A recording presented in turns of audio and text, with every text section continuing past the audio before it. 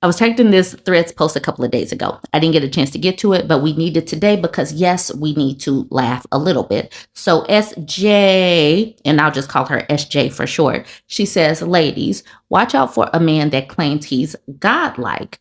Interesting way to start the day. She gives us a text message exchange or a screenshot of a text exchange. This person, it does say godlike. I circled it right there. But if you look closely, this person does resemble a thumb-like figure. And this is just your blanket trigger warning. Yes, you're going to see a bigger version of this picture in just a moment. So that is your trigger warning. If you are drinking anything, please push it to the side. If you're eating anything, please swallow it completely. We do not want to get anything stuck in your throat. All right, now let's check out this exchange really quickly. All right, so we have Living Life, who is godlike, and the picture is still small, so you're welcome for that for now. So she asked the question, so still haven't really gotten an answer. Why did you message me? What are you trying to do? I hate to waste my energy on nothing. And then godlike says, maybe chill with you, smoke if you into that. Basically, I'm trying to get next to you. She says, nah, I don't smoke with strangers. That's for kids. What the hell? I smoke by myself. I don't need to join in on someone else's. I'm going to do it regardless. And she says, and what is getting next to me mean to you?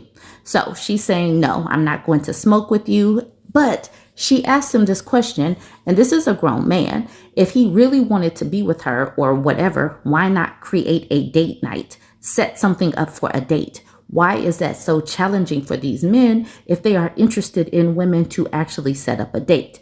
All right, so she said, this is the two things that she said. Please brace yourself for this crash out that is coming. Now, godlike is crashing out on SJ. Godlike says, first of all, you talking to me like I'm your equal. We ain't equal, B word. I wasn't going to smoke behind you. You look like you got herpes or something, LOL. And no one cares what you do. You seem lonely and you act like a B word. I'm not interested. I hope you have a poopy day, pimple face. Take that. Pimple face, you have a bad day because you're a bad person. And I bet you smell bad too. I was just messaging you because I wanted to mess with you. Stinky poopy head. Y'all ready for a better picture? You ready for a better picture? So here's SJ saying, here's a clearer picture. Ew. All right, I'm gonna show you. Here he is, looking like a thumb whose hairline is all the way back there, looking kind of like the predator, if the predator was this black dude who likes to smoke. And yes, he looks like a Mr. Potato Head, and then like a kid just randomly started putting hair in there. The degenerate gambler just says, just gives all these skulls, intimating that he is now dead. Lauren says, I want your attention unless you reject me, men. Loneliness epidemic isn't lonely enough. Loneliness epidemic isn't wide enough yet. It has got to become a pandemic. It needs to become a mandemic. That crash out was ridiculous, but some women took it upon themselves to message godlike for her. All right, now Goofy Tia says, I feel a little bit better now. Now you see right here, godlike has removed his picture. People at this particular juncture must be giving it to him, like Goofy Tia decided to jump into his inbox.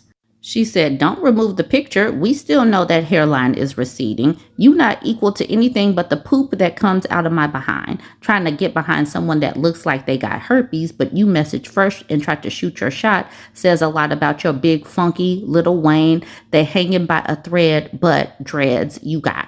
Your forehead isn't bigger than the principal. But it damn sure is close. Well, okay, let me say that one more time.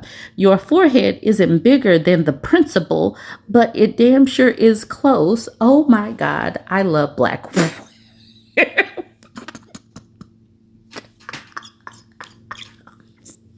J Imperial says, you not equal to anything but the poop that comes out of my butt. When I tell you I'm screaming, no, that forehead wouldn't got me. She said, your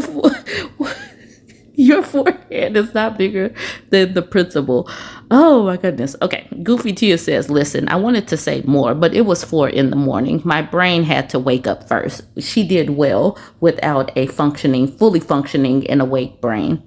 Toasted 2002 needed to make a comment to Godlike as well. She says, I don't know about you, but personally, I feel better now. All right, so she said some adult cuss words and stuff, but she says, private area behind receding hairline head ass, slimy grimy, D having behind emotional like a damn 12-year-old who just started her period, fragile ego having behind, can handle getting rejected at your grown age head ass. Go cry into your homie's arms since you clearly gay, talking on women like that with your no respect having behind, calling yourself godlike, gonna get you in trouble with the Lord. The way you're acting, send your dumb behind straight to hell where you belong. Okay, that was a lot, and I really hope that he does go cry somewhere in the corner, because I don't know, people are messaging him and really having their way with him. Okay, let's keep it moving. One more picture of Godlike just for y'all. And how's he sitting up here talking about someone with pimples when the skin discoloration and the black lips are evident in this thumb-like picture? Jezebel Adams says if his hairline receded any further, it would be on his back. All right, and then y'all need to see Healing Through Laughter. She says it looks like a Temu lace front, and that had Jezebel Adams screaming. All right, so we needed this little bit of laughter. Y'all go ahead, let me know what you think about all of this. Don't forget to like, comment, and share. Men, society, the patriarchy, they bill men as the protectors and providers. And then you hear women talking about their relationships, and it's like these dudes barely like these people. They barely like their families. They do not like the women in their lives. And this post is just another example of a man who just simply does not like his family. This woman says, am I overreacting? My husband didn't wake anyone up for breakfast. So she's 36, he's 37, but they have 4 kids, the oldest being 14. So this woman has dedicated her whole life to having kids, her whole adult life. She's been with this man and had 4 kids. All right, so their kids are 14, 13, 11, and 9. So back to back to back. And she's only 36. All right, so got the numbers out of the way. All right, so she says, my husband and I and our kids are in a hotel for a 5-day stay. It's been a long couple of days, so we didn't want to wake anyone up super early, but plan to go down to breakfast that ends at 9:30, at 8:30. My husband set an alarm, but was the only one who woke up. Instead of waking anyone up, he went down to breakfast alone. At 9:30, he woke everyone up by saying we had missed breakfast.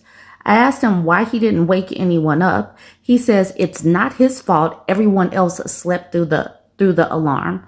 Our daughter, 11, says she woke up at 8, but he was still asleep. I'm having a hard time believing she would have slept through the 8:15 alarm. I don't know exactly how it happened, but I'm supremely irritated. When I suggested we order in breakfast, he got pissed off because there's a free breakfast that we all neglected to get up for. We had 2 muffins, some grapes, and orange juice left over, so at least they had a snack to eat, but he didn't even bring up more muffins. Now he's playing it off as a joke and is treating me like I am overreacting and am responsible for the whole thing. Thoughts? Getting down to the bottom where he's now playing it off as a joke. He was completely selfish. He was self-centered. He didn't care about anybody else's feelings. He didn't care about anyone else having breakfast. And now he's playing it as a joke and blaming it completely on her. The fact that he is ladling all of the responsibility to wake up his children as well onto her means that he has no buy-in to this family. The kids are hers. The kids are not his.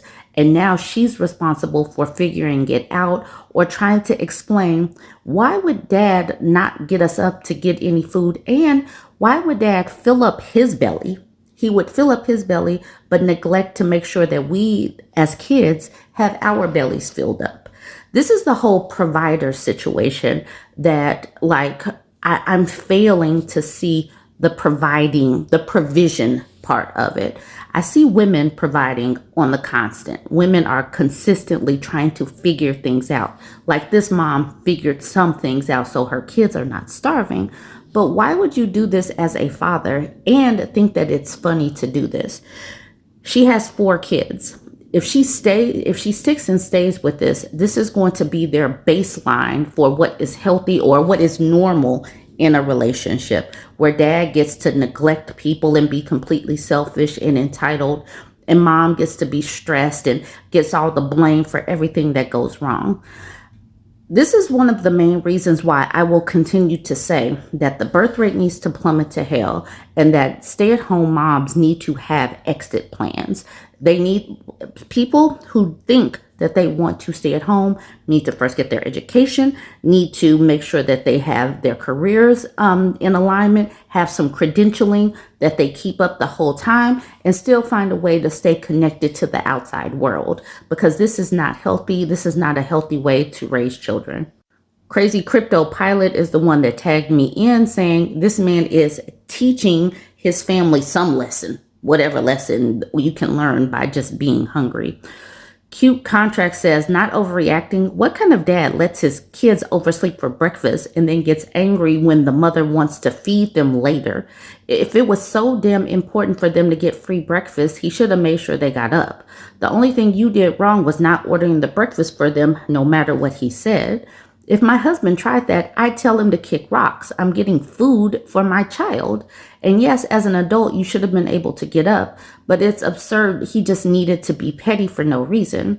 How hard is it to wake someone up? If we're in a hotel and I oversleep the breakfast, my husband wakes me up. If he's unsuccessful, he brings back food for me.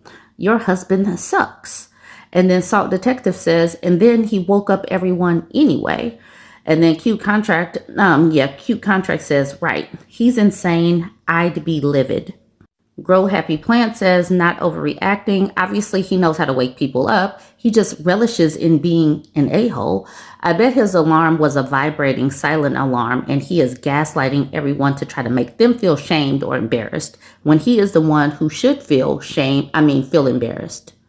Bulge-eyed Option says, it was 9:30 though. Something doesn't add up.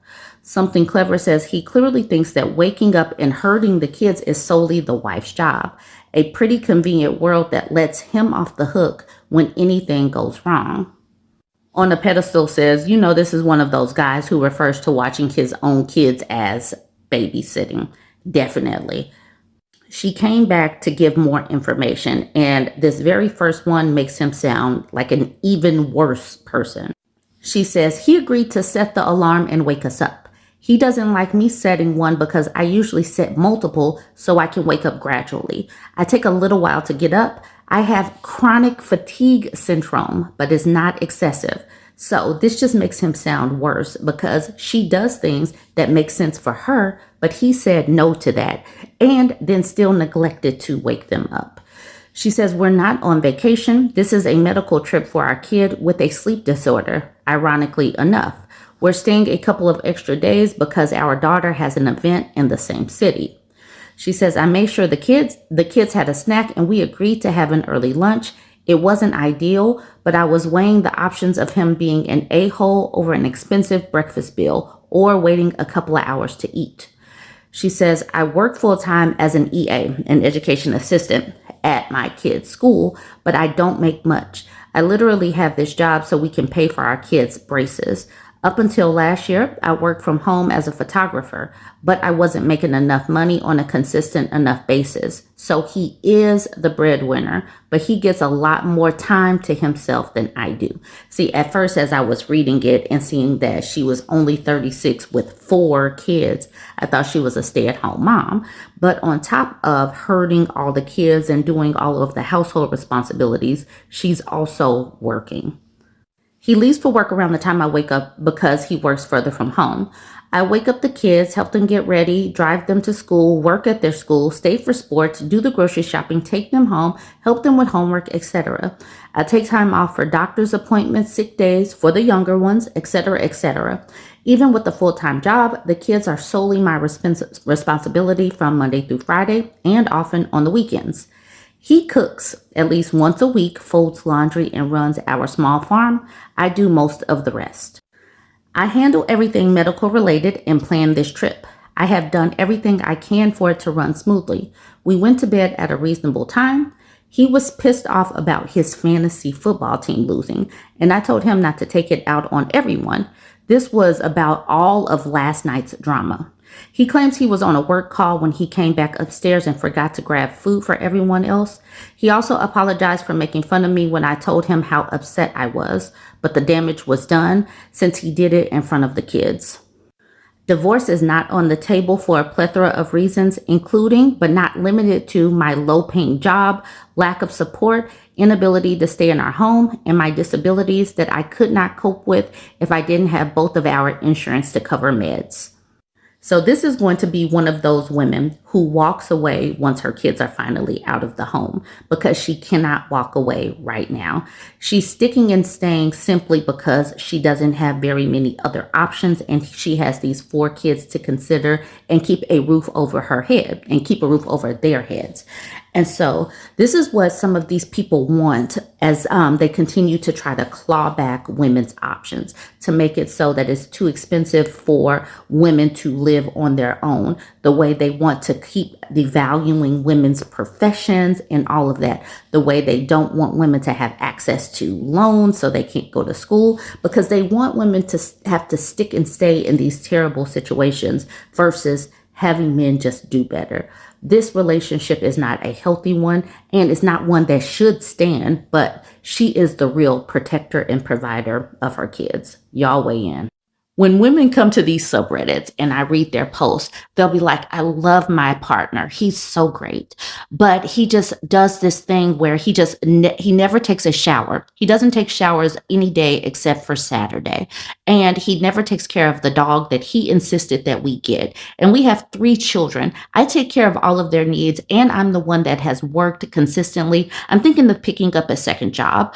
Also, he keeps getting fired because he feels like his job is beneath him. And I'm considering breaking up with him, but I don't know if I'm overreacting. This is what women are saying in these posts nearly every day. And I'm like, inside. And then I'm like, being single is better than all of this. And then you have dudes that come to Reddit that say stuff like this. Am I the jerk? I want to break up with my fiance and pursue a relationship with her sister after she kissed me at Thanksgiving last night. Am I the jerk? Women put up with so much, and then they come to the internet and try to see if they're just doing too much for wanting to break up. These dudes come to the internet, and yes, they're typically the jerk, the a-hole. They're typically the ones that are doing something that's just out of pocket. Now, these 2 are both 26 years old, and they've been together for 11 years. So obviously they have been together for half of their lives, right? So let's look at this post. He says, so I am engaged to my fiance. We've been together for 11 years.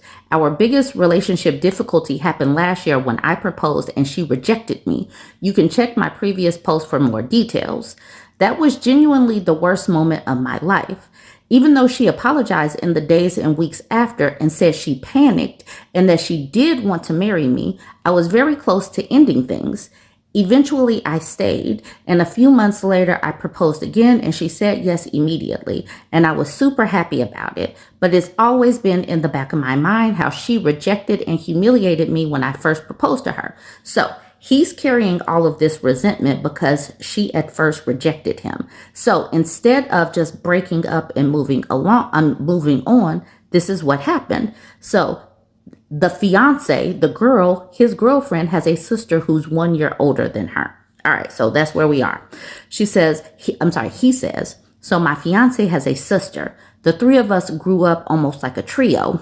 Growing up, though, I was always closer to her sister. She always reminded me of my own sister who passed when she was 10. She asked me out once in middle school and again in freshman year of high school, but I always saw her like a sister. And in sophomore year, I started dating my fiance, her sister. She was nothing but supportive and was genuinely happy for us. This part is jacked up. He says, so yeah, Thanksgiving was yesterday. I was invited. I'm close with her parents too, and we all drank and laughed and talked. So he's literally a part of their family because he has been around for half of their lives. So he says, late at night, my fiance's sister asked if we could go to another room to talk. We were both drunk, reminiscing about old memories, and she kissed me, and I didn't stop it. The worst part was that I never felt anything like that before. It wasn't butterflies. I literally felt like white sparks behind my eyes and this deep feeling in my chest. It felt like my heart skipped or something, like a heart murmur.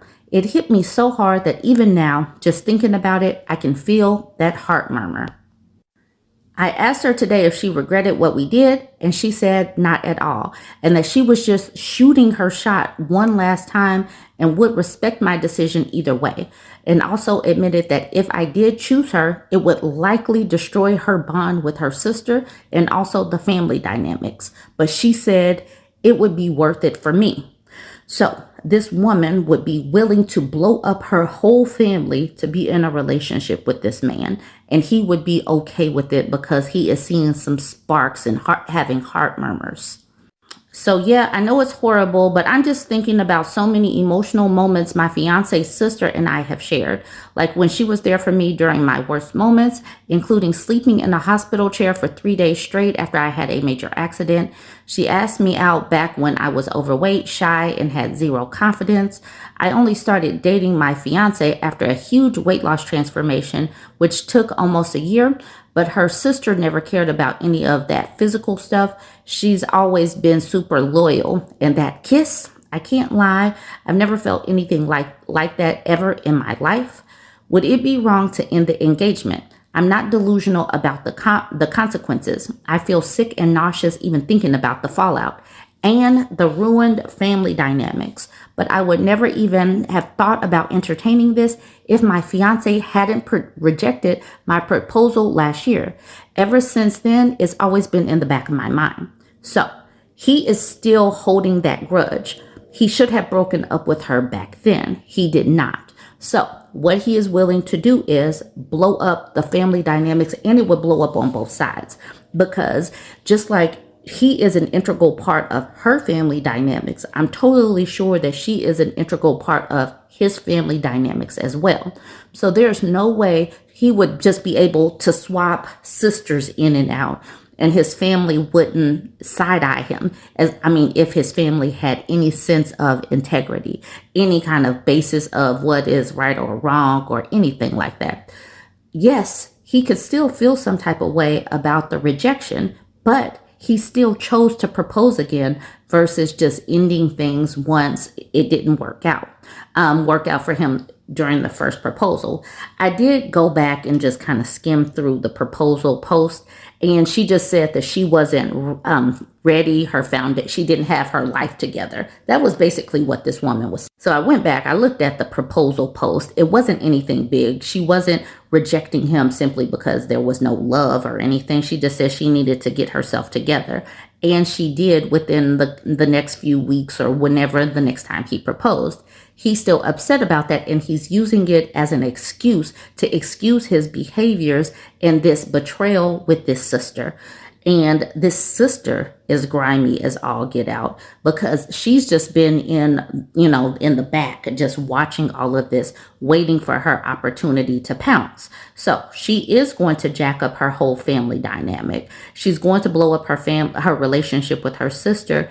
And is it going to be worth it? Because once you get this person, right, she's not going to have okay, let's say they do go off, get married, have kids. She's not going to have anybody. She's not going to have a support system as far as her family goes because of this. And even if they have been together, I'm sure they have overlapping friends and everything. This would just be a complete mess. This would be the community scandal, and they would have earned it. This is not a good way to start a relationship. Cac Lexus says, you and her sister are horrible people, so in that, you're perfect for each other. Also, have the guts to own what you're doing and what you're about to do instead of trying to blame your fiancé for your disgusting behavior. Well, if my fiancé hadn't turned down my marriage proposal the first time, I wouldn't be cheating on her with her sister, and I wouldn't be about to tear her family apart by leaving her for her sister. It's all her fault. Clearly, your fiancé was right to tell you no the first time. Her mistake was saying yes when you ask again. You're the jerk. So Sexy Worm, right here, Sexy Worm says she. I think Sexy Worm meant to say he. So Sexy Worm says also, he had a chance to be with the sister first and rejected her more than once.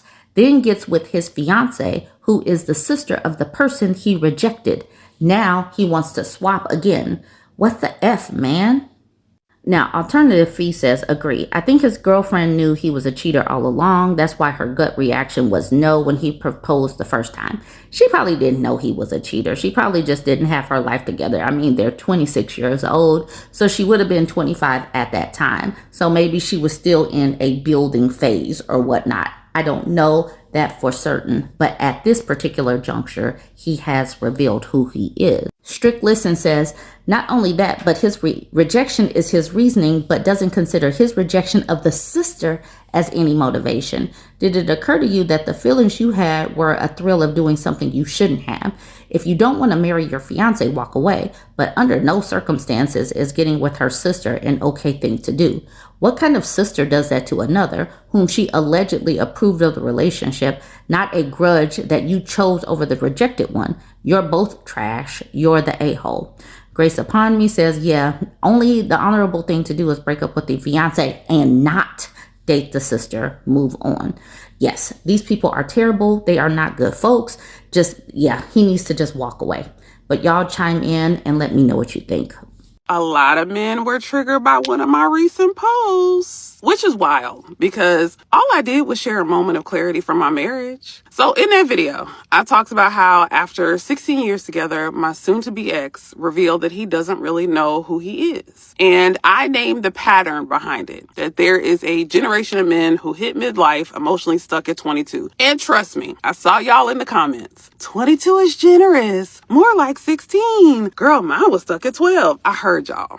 The age wasn't the point. The pattern was. A lot of women are partnered with men who never developed past the emotional age where life first stopped requiring accountability. That was the conversation. But the way some of the men reacted, baby, you would have thought I tagged them by name. They heard me describe emotional avoidance and immediately personalized it. But here's the question. If it didn't describe you, why are you hollering? And then came the deflections. You should have chosen better. Didn't you see this 16 years ago? Why didn't you know before you married him? Be serious. 16 years ago, I wasn't the woman I am today. I grew. He didn't. That is literally the core of what women are experiencing everywhere. And that data backs this up. Women initiate nearly 70% of divorces, and among college-educated couples, it's closer to 90%. Research from the American Sociological Association shows that women carry the majority of emotional labor, relationship maintenance, and conflict resolution. If you want to read more, start with studies from Dr. Michael Rosenfeld and Dr. Jessica Carbino. This isn't guesswork. It's documented. But the funniest deflection was the accountability police. What about you? What did you do? Not y'all all lives mattering me on my own post. So if you're new here, I'm Keisha, and I talk about my part all the time. There are whole videos where I name my self-abandonment, my patterns, my silence, my ignoring red flags. Accountability is not new to me. What is new to some of y'all is a woman telling the truth without cushioning it for male comfort. And while some of y'all are out here fighting the air, the men who truly listened and understood my post, they're in the comments saying, I needed this. I see myself in this. I'm taking this to my wife. That's growth. That's accountability. Women, There are men out there who know what accountability looks like, and they were in my comments. Those are the men proving I wasn't talking about all men, just the ones avoiding themselves. And so if you want to unpack these patterns without all of the noise, this is the moment to get in position. Y'all have been asking for a space where we can actually talk through this together, offline, without trolls or chaos. So I'm building the Speakeasy Circle over the next few weeks. It's going to be our private room, a place where you can get real tools, real grounding, real community, and actually feel supported while you're navigating heavy parts of your relationship. Head to the link in my bio and sign up to get on the list. It's going to be dope.